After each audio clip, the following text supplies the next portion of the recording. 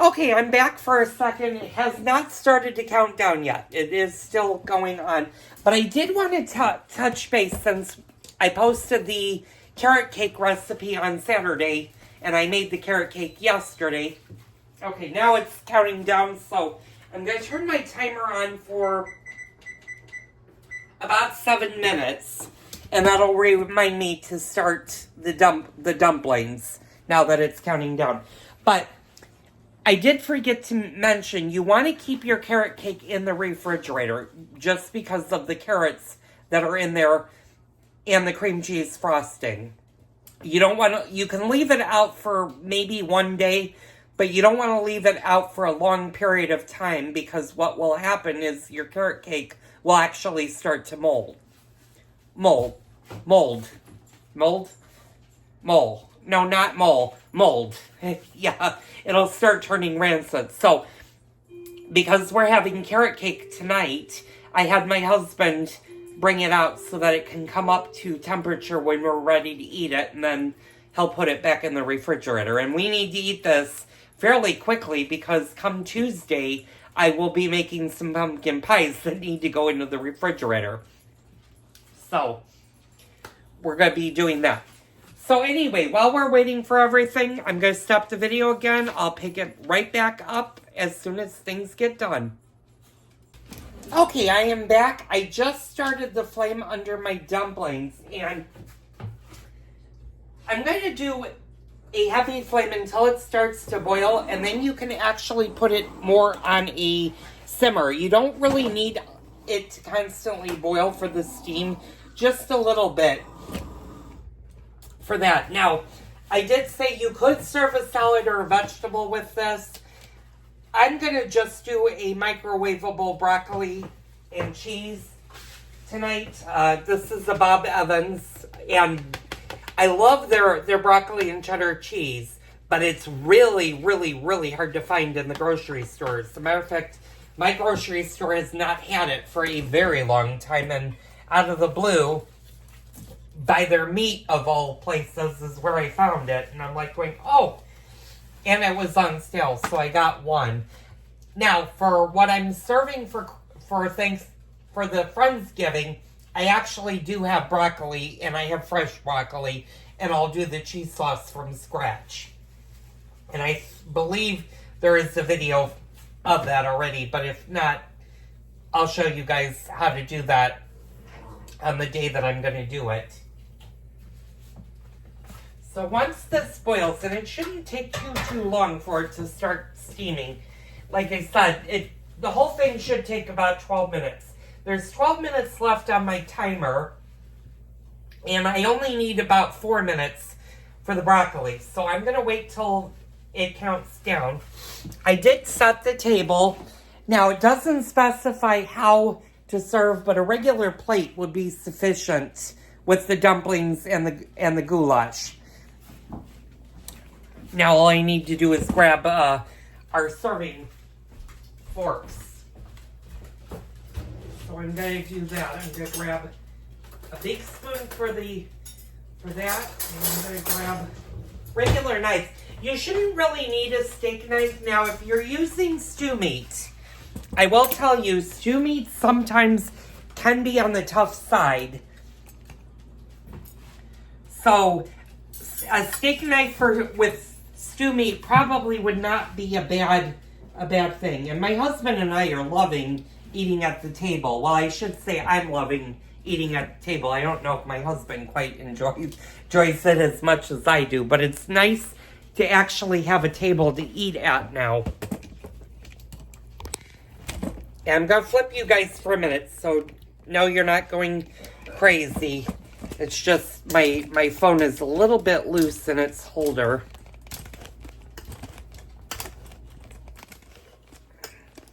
And yeah, you guys are moving a little bit, and hopefully I'm not making you guys too sick there. That's more tighter. So once the water starts to boil, and it's getting there, then go ahead and turn your flame down. Since there's 10 more minutes left on the timer for the Instant Pot, I'm going to stop the video for right now Once I start the broccoli, I'll come back and I'll show you what the last portion or what the meal looks like when it's being served. And then I'm also going to come back after we've eaten to tell you how this came out, if it was good or not. So I'll be back in a bit. Okay, and I'm back. I just started the broccoli and cheddar cheese sauce. It goes for 2 minutes.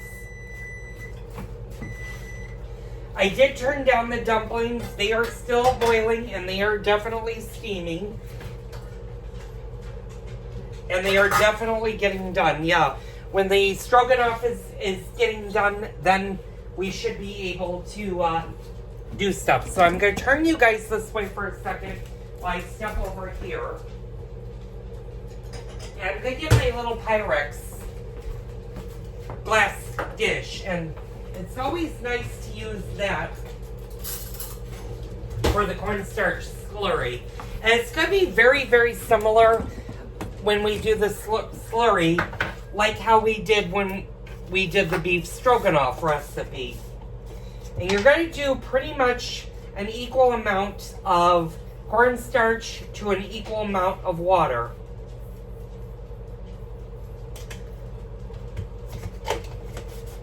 So that might look like a lot of cornstarch, but it really isn't.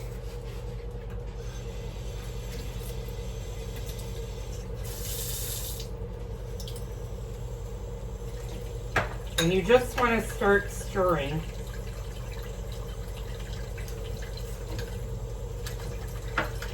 You want your cornstarch to be nice and smooth when you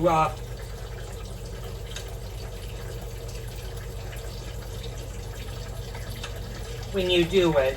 And that's nice and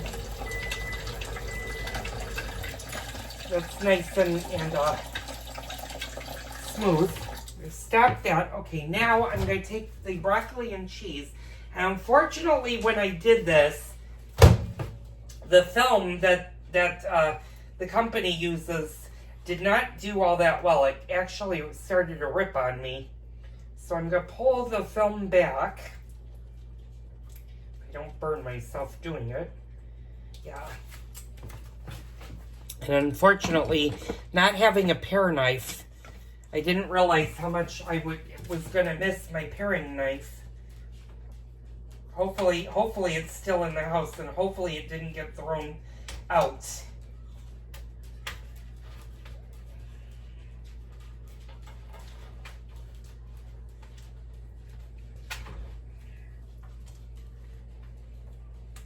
I'm just going to pull this, or at least attempt to pull this back. Well, hell's bells. The best thing to do is just to cut around it. Now I'm gonna pull it back. Okay. And I'm gonna give it a stir, and then it needs to go back into the microwave for about another minute or two. So I'm gonna stir this.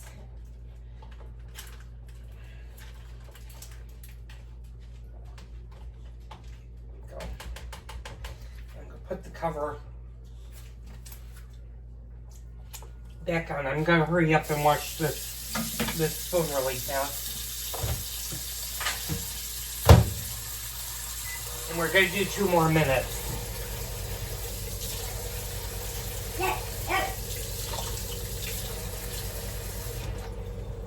And I was so happy that both of the dogs ate. Okay, now that the pressure cooker has officially reached its doneness, what you're going to do is you're going to hit the quick release. You're going to just press it down. And I'm going to put a towel over here because for some reason the back of my Instant Pot is missing its cover. And I think this goes to one of my actual pressure cookers.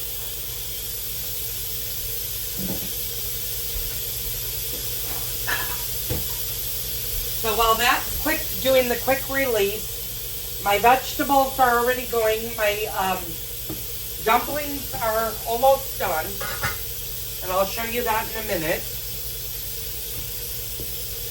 And I'm going to pull out my wooden spoon.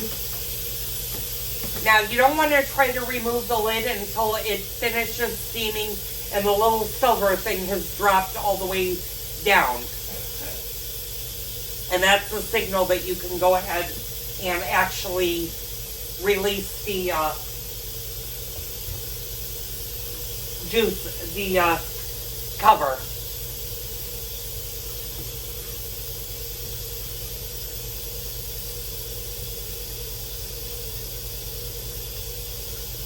And I'm going to bring out my ladle. I'm going to have that set aside because it'll be easy to ladle this out.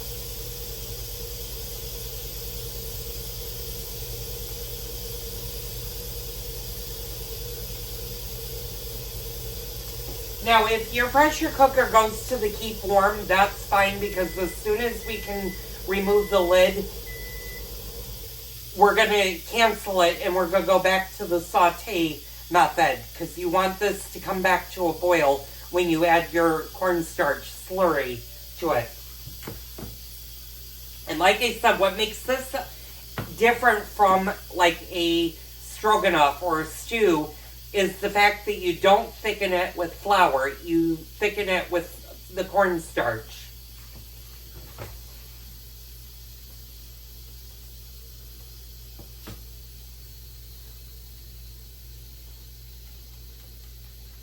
I can tell just by smelling it. It smells good. I'm hoping it tastes good.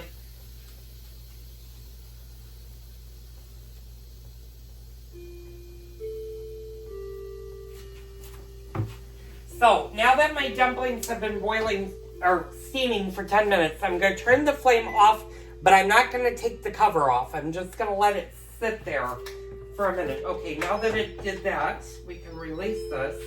And this does look good. I'm going to show you guys what it looks like so far. That's what it looks like. Now let's get the cornstarch slurry into this. So we're going to hit the cancel button, and like I said, we're going to go back to the saute button, and we're going to press start on that. And you're going to wait till it starts to come up to a boil. You're not going to want to add your cornstarch until it starts to boil.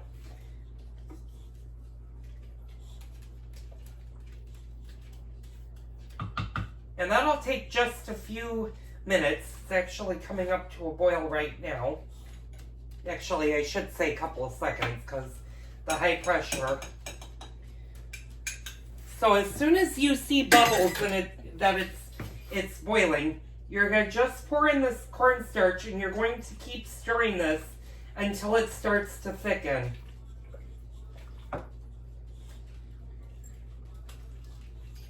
And once it starts to thicken, what we're going to do is we're going to turn it off, and we're going to let it sit for about a minute.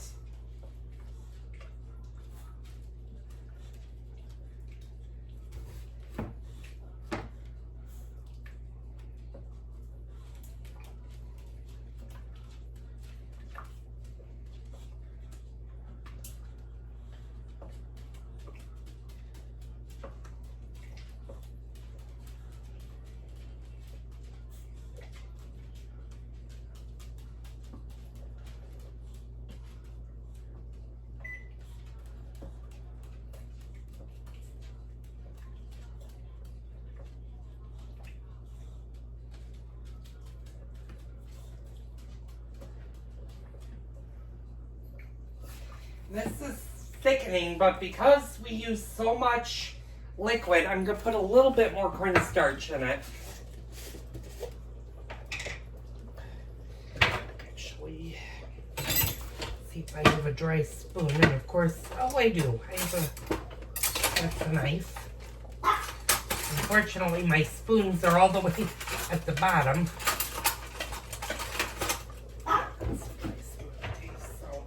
Just going to add a little bit of more cornstarch. You don't want to make this too thick, though.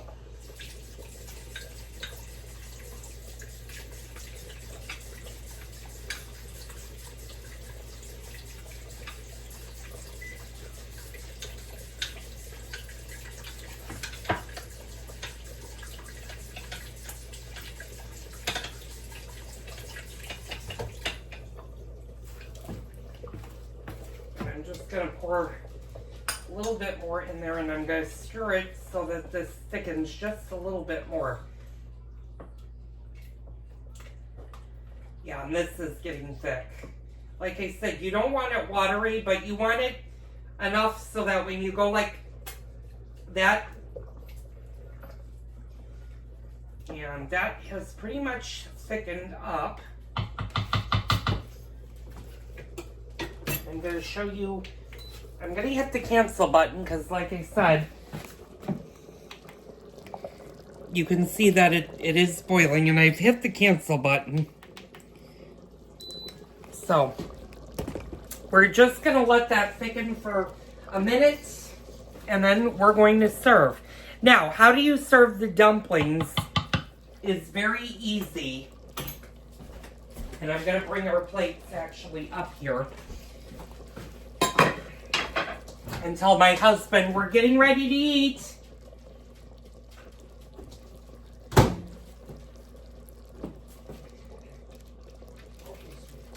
So I'm going to pull back our thing. Now, to serve the dumplings can be a little bit tricky. If you have a good fork, and I have a fork, unfortunately my fork is really big. Let me go, I'll flip you guys over here. I know you didn't see me on camera for a second. I'm going to grab an ordinary fork. And I'm going to move you guys over here so you can see it. And your dumplings should actually look like that. And they should be fully cooked and fully hot. So what I'm going to do is I'm just going to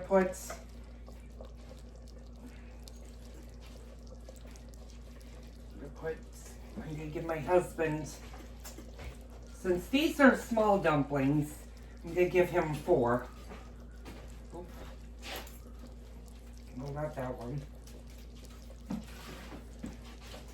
Give him 4 dumplings, and then I'm going to put the ladle in here for him to grab. I'm going to move you guys back over here. Serve yourself. Oh, and then there's some, I'll bring the broccoli and cheese to the table. Yes, Edward.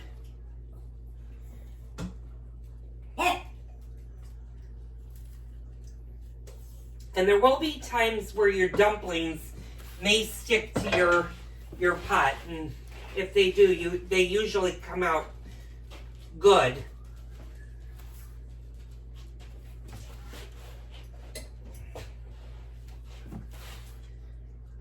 So I've got my dumplings on the plate, and I'm going to kind of tip you guys over, and you're just going to serve the goulash either on top or next to it.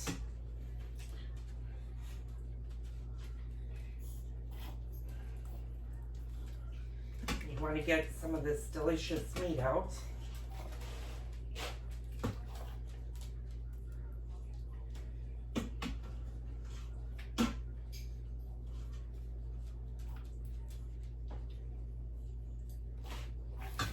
And there is our Czechoslovakian goulash. So enjoy. Like I said, before I close up the video, I'll be back after dinner and let you know how this tasted. So stay tuned. Okay, y'all, I'm back. We just finished up dinner. I'm going to show you our empty dinner plates. Mine has more gravy than my husband's. My husband actually did all of his up. When it comes to gravy and dumplings, depending on what it is, I'll sop up my dumplings. But I don't like my dumplings soaked. But my husband actually did enjoy this meal, and I actually did too. I thought it was full of flavor. The spiced paprika, or let me make sure what it is. The smoked paprika added an interesting consistency and a good flavor to this. So on a scale of 1 to 10, I would actually give this meal probably a 9. It was very tasty, very filling. It paired very well with the dumplings. And, you know, even having the broccoli with the cheddar cheese sauce went well with this meal.